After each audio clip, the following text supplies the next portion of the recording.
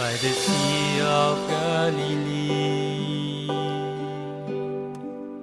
I have heard the voice of Christ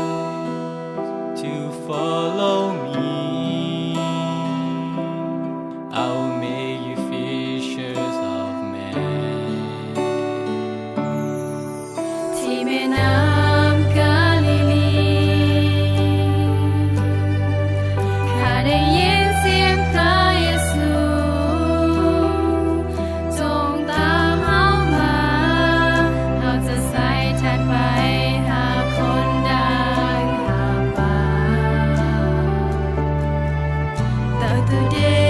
กกาลิลายก็ต้องน้อยเยซูชอบจอกูมู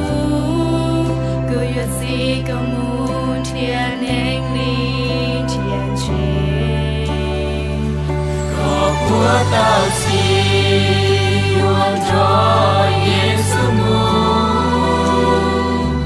วันนี้เดนูมูจอกะจอเชียตูก็ผัวบาสี我去的乡，目前这年我有我的啦，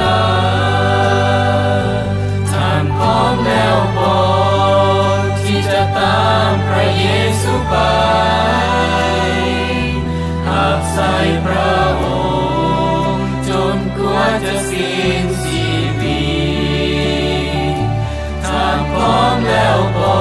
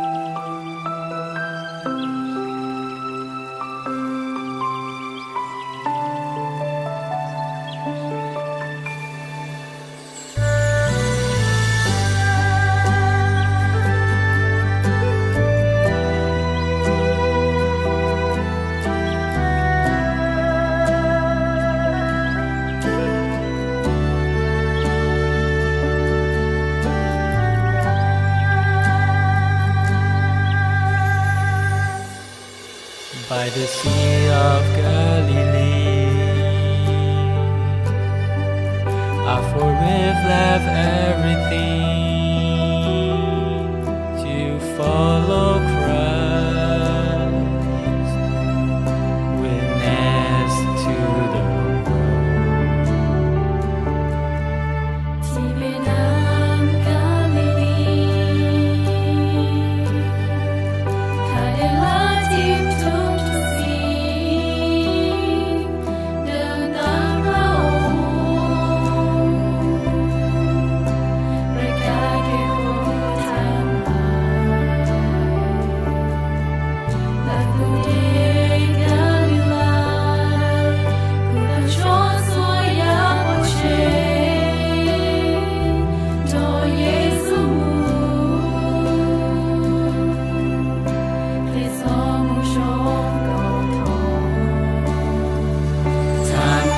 แล้วบอกที่จะตามพระเยซูไปหากใส่พระองค์จนกว่าจะสิ้นชีวิตท่านพร้อมแล้วบอ